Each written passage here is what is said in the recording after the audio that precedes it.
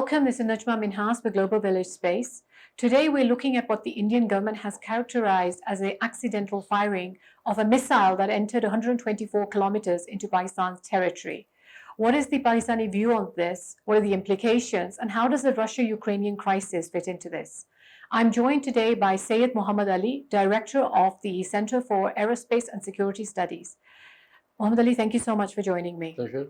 Thank you for having me. Mohammad Ali, I looked at the Pakistani statement that has come out on the 12th of March, and they've raised several questions in response to the Indian statement, regretting the loss, regretting the incident that happened, and expressing relief that no life was lost.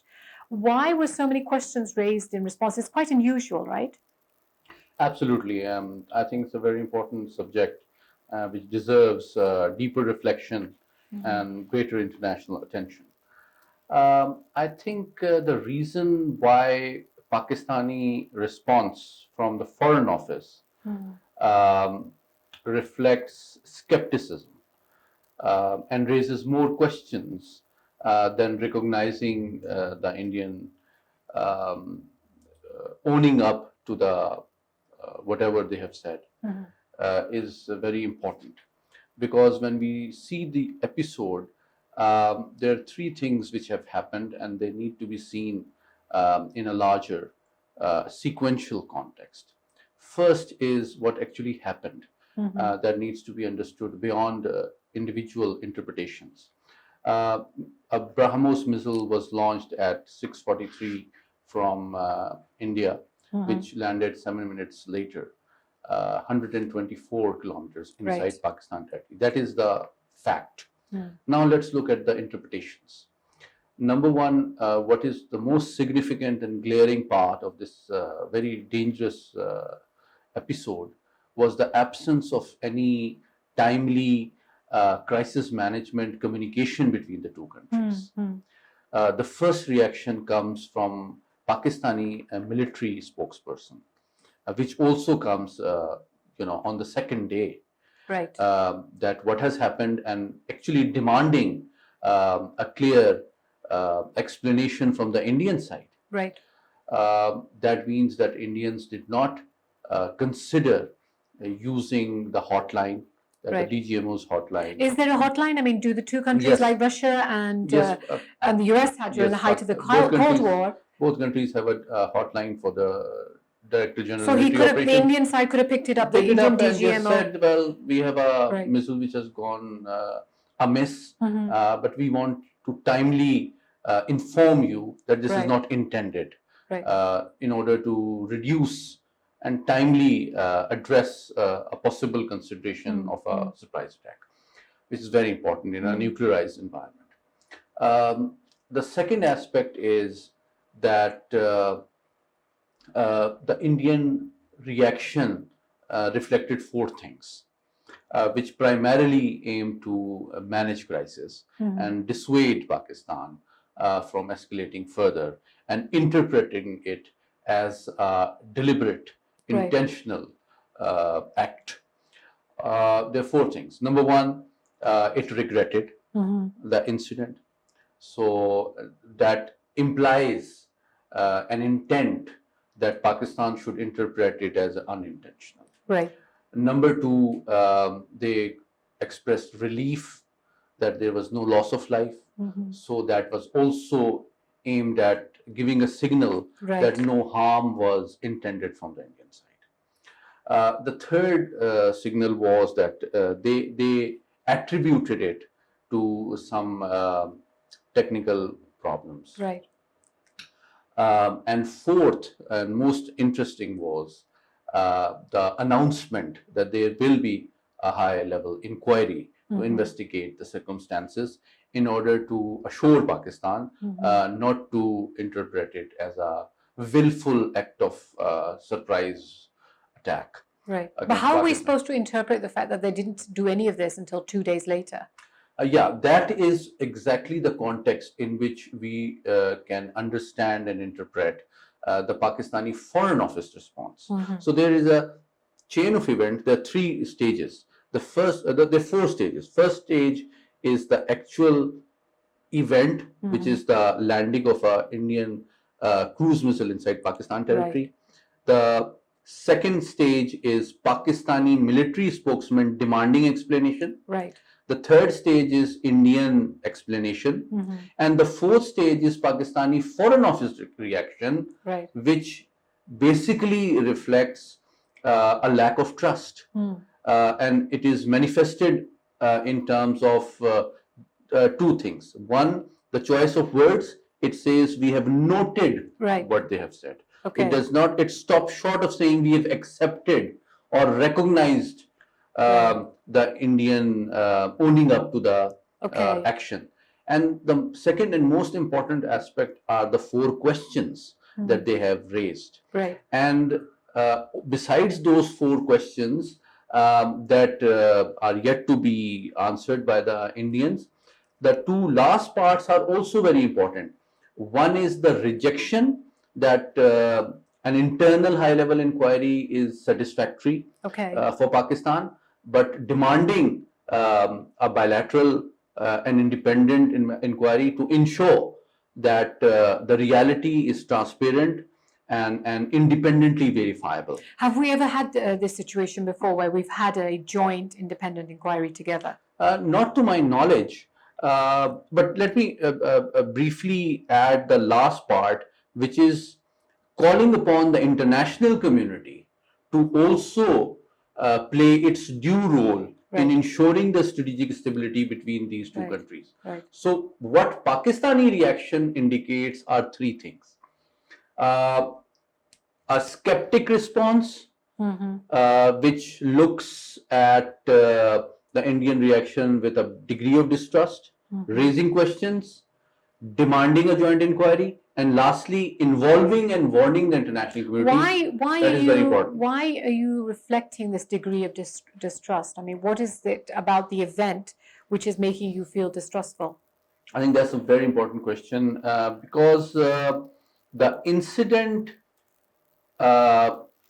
itself and the Indian reaction, I think, deserve deeper reflection.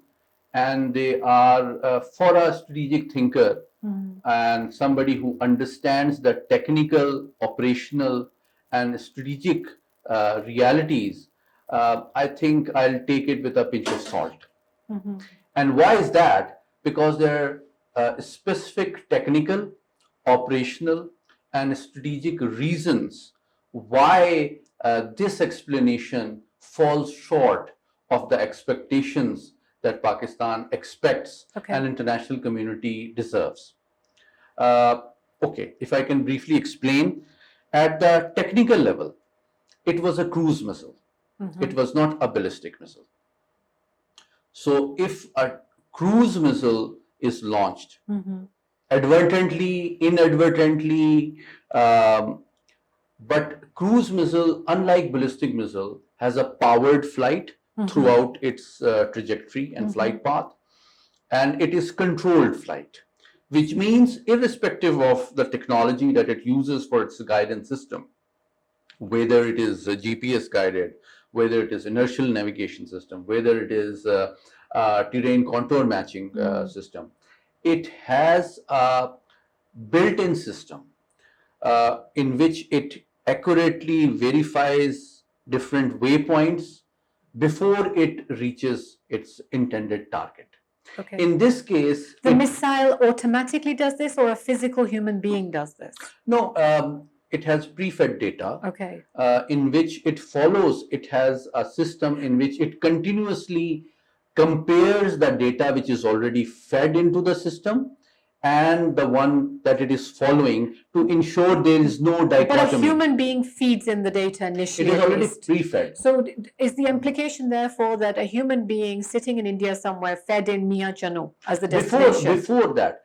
And also it flies like an aircraft, a very fast aircraft, unmanned aircraft. And almost, BrahMos flies almost at 2.5 to 3 times the speed of sound. But it will not travel in a direction unless its data is fed into it, particularly the land-to-land version. There are 3 versions of BrahMos. There is an air-launched version, air-to-land version, Right. air-to-surface version. There is a surface-to-surface version, basically land-to-land. And then there is a sea-to-land version as well. Okay. Okay, so this version most probably was a surface-to-surface version. Okay. And it was also launched on the surface. It was not launched on the coast like Orissa. The most tests that the Indians carry out are off the coast of Orissa, and they shoot it in the Bay of Bengal to avoid any risk. Loss of life or something. Absolutely. But Right. in this case, it was launched on the surface, on the Indian territory, and Right. it flew 124 kilometers inside Pakistani territory. So even if they lost control, which they claim, which I am not willing to accept at this point in time for technical reasons, they should have had the courtesy and the sense of responsibility to that commander should have called his, the Counterpart. strategic force commander, Right. Right. or the national security Okay. advisor, Right. or the prime minister. Well, this is what has happened. Can you please pick up the phone and tell your counterpart? Right. They could have informed Pakistani High Commissioner. They could have informed Pakistan's Foreign Secretary. They could have informed DGMO. Even if there is a protocol or a hotline, besides that, these things happen. Right. That would have conveyed a timely signal of a sense of responsibility intended at managing and averting a crisis when from this escalating. missile was coming into Pakistan, could we tell, does it have a nuclear warhead or does it have a conventional warhead? Because we took 3-4 minutes to let it come into the country Yes, as well. that's a very important question. But let me briefly, Okay. if you allow me, to comment on the operational and strategic aspect, which are Okay. very important. And besides the technological aspect, whether it was the flight was controlled throughout its flight path or not, there are operational procedures and protocols that all responsible nuclear powers Right. strictly adhere to and follow, not just to reflect international confidence, but also a sense of responsibility towards their own nation. So it failed on the operational control level. Yes, because I mean, how did a launch mechanism take place? Right. I mean, how are the decisions taken? Who decided to launch it? Can the commander of that missile regiment launch it unilaterally, individually? Now, here are serious questions related to the doctrinal enunciation and stance of India. The declaratory doctrine of India essentially claims that the Indian nuclear program is civilian-led, which implies that for all practical purposes, they require political approval from the highest office. Right. So does that mean that all missile launches are signed, approved by the political leadership, Right. including this one? And if not, then that means the strategic force commander launched it, or the the missile regiment commander launched it. Did he share this with the national security advisor, with the commander of the strategic force at the national level? And if not, then this reflects a dichotomy, Right. an inconsistency between the declaratory version of their doctrine and what is actually happening at the operational level. Right. Right. They are inconsistent, and I think this will raise huge questions and reduce the trust of the international community, not just Pakistan, in terms of whatever doctrinal promises they have made at the diplomatic and political level, but they are not followed and complied with at the operational level. And the third aspect is the nuclear command and control. How, with Indian nuclear program, their nuclear arsenal size, their delivery systems are growing and diversifying. They are spread all over India. Right. Some are being carried in the submarines as well. So how, with this growing arsenal, both quantitatively and qualitatively, the Indian government and state exercises its command and control over such a huge and growing arsenal? So I think these are serious concerns, which I think in coming days, not just Pakistani experts, but I think international Okay, community so in will raise light of as these well. concerns, then we go back to my question, which is when this missile was entering the country and came into the country and stayed for 124 kilometers, 3.5 minutes, why did we do nothing? I mean, did we know it had a nuclear warhead or not? I think that's a very important question. It is very difficult to tell when a missile is launched what sort of warhead it is carrying. There are different types of warheads, nuclear, conventional, and others as well. But precisely for this reason, and inability of states to verify what sort of warhead it carries, the entire Cold War was waged while the competition between Soviet Union and US took place in so many domains. Right. But both countries recognized the common interest of ensuring that there is no misperception Right. in terms of the use, employment, and deployment of the nuclear arsenal, which is why they engaged into several very extensive nuclear confidence building measures and treaties and arms control arrangements aimed at ensuring that there are no misperceptions. Right. And even if there is a launch, it has to be notified prior to that to the other side, so that they do not interpret it as a surprise attack. Right. And that is exactly what Pakistan and India have done in case of the ballistic missile tests.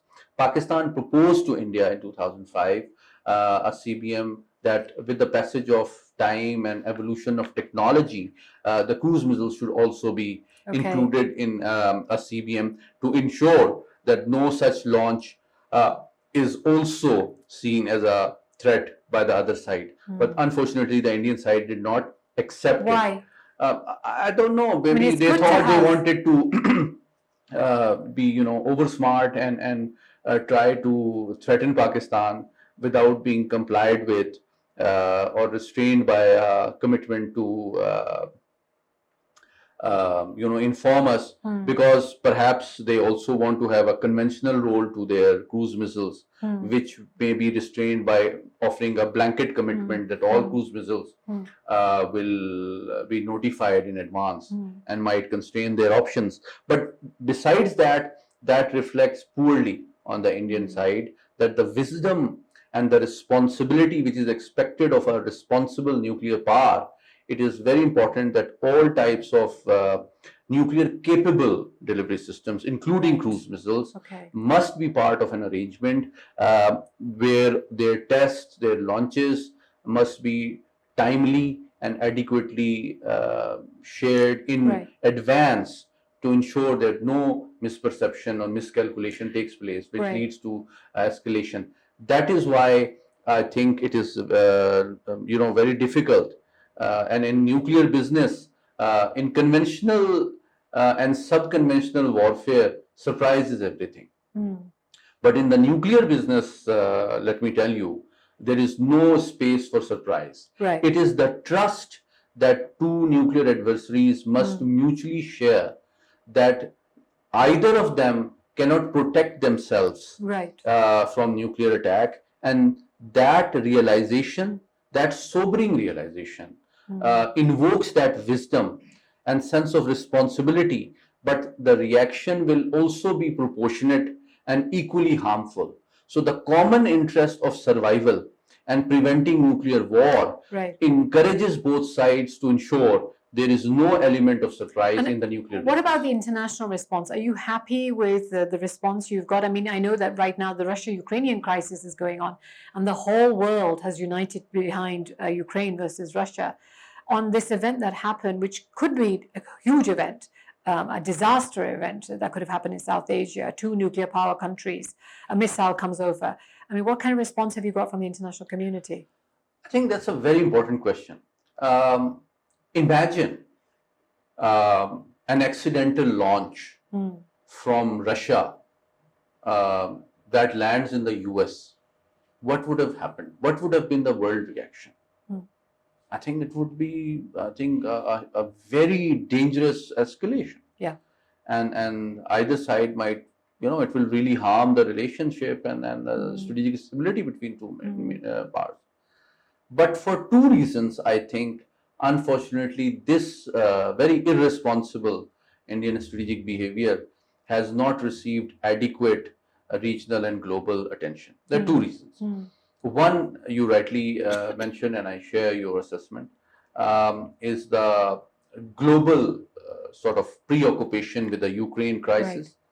And the second is perhaps it could be an attempt by India to test the reaction time, the readiness level, the choices, the decision-making system in different domains within Pakistan, which could be useful for improving their plans and strategy so you're saying in the a Indians future have used situation as to gauge our response options.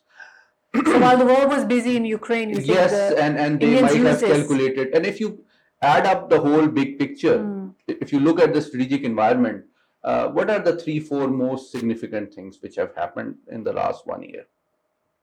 After the US withdrawal from Afghanistan, the Indians might have calculated that Pakistan's leverage has reduced in Washington. Secondly, recently Indian submarine was also detected near Pakistani waters, which obviously was not on a goodwill naval visit. Also, there have been some events recently in Kashmir, in Indian occupied Kashmir, and some Indian allegations have been made attributing Pakistan, which they continue to do for so many years. And there has been a surge in terrorist attacks in Balochistan and a revival of TTP as well. So, and the fourth dynamic is the political dynamic that Pakistan and the Pakistani political situation is also not as stable as it used to be. So, if you add it up, perhaps an Indian strategic thinker might feel, due to the political environment in Pakistan, due to internal security situation, due to the diverted international attention and reduced leverage of Pakistan vis-a-vis US in Afghanistan, there is an opportunity to test Pakistan and not expect a proportionate international response, which may vindicate or dissuade India from such an irresponsible behavior. And one of Pakistani journalists recently asked the State Department's reaction, and unfortunately it also encouraged him to refer to the Ministry of Defense statement, which is a huge disappointment, not just as a Pakistani, but to anybody who expects the global powers and international community to play their due role in ensuring the strategic stability in South Asia is maintained, and no effort or attempt is made to test that. Because that maintaining peace and security and strategic stability in this region is not just an Indian or Pakistani interest, but a global interest. Because the stakes, whether they are economic or security, are global in nature. So I'll just caveat that it's a right-wing government in India which thinks that this is the right opportunity to test it out if they want to do it. I want to bring you to the Russia-Ukrainian crisis. I mean, the nature of the warfare in that country right now, in that crisis, is showing that they're not using conventional warfare as such. I mean, do you think we're still stuck in another era, that we're still thinking in terms of nuclear conventional warfare? I think it's a very profound question. I'll try to briefly answer it. Warfare is essentially a perfected human habit of using violence for political objectives. And human beings have always used violence as a choice, a costly choice, but also a frequently used choice to advance their national interests. However, what has happened recently is that the contemporary war is no longer restricted to violence or warfare. And the political You're referring to means. hybrid warfare, or? Yeah, that's what I'm trying to refer to, that the state's interests at competing and harming other countries are no longer restricted to the means of violence. There are economic means, there are psychological means, there are diplomatic means, and there are legal means, and there are cultural means which allow great powers to influence and shape the strategic environment in a manner that they can, influence the identity, the political stability, the economic viability, the diplomatic relevance, and the internal security of a state. So if they want to punish a state, it no longer only relies on a direct, conventional, kinetic use of force. They have more elements of power which they can use. So the degree of reliance over hard power has gradually reduced with the diversification of choices that hybrid warfare offers different states. Right. But nuclear arsenal, nuclear deterrent continues to be very relevant, although it is the ultimate weapon. But so I'll just cut you there. President Zelensky actually pointed out that had Ukraine not signed the Budapest Declaration in 1994 and had it now still nuclear weapons, Russia would not be invading Ukraine. I mean, do you agree with that statement? And how does that relate to Pakistan and India? That reminds me of a statement that a North Korean Foreign Office spokesman once made, a profound statement, when Libya was invaded. That Libya was invaded because it was thought that it was developing nuclear weapons. But if it had nuclear weapons, it would not have been invaded. Right. So that's a very sobering statement. There are more than 190 states in the world on this planet. But there are 9 states which converted their knowledge, their resources, and their matter into nuclear weapons. And that restricts the choice of number of other countries which intend to harm them through direct conventional intervention. Right. So that is the philosophy of deterrence. That is the concept. So it is not a panacea for all evils, and it is not useful in all crises, but it does restrict the strategic choices of other countries, because it increases the cost of anything that they might consider as a useful means. So I think they continue to be relevant, and the ultimate evidence of their continued and lasting relevance in international politics, not warfare only, is the fact that when Soviet Union broke up, for some time it was even borrowing money and became financially dependent on the West for a few years. But it did not give up its nuclear arsenal. That it gave up, on a profound note, it gave up its territorial integrity by allowing number of states to break away from itself. But they stood by their nuclear weapons. They did not give them up. So that indicates that they also realize that this is the ultimate currency of power in international politics, not just by in terms of its ability to harm other countries, but also to dissuade other countries from harming it.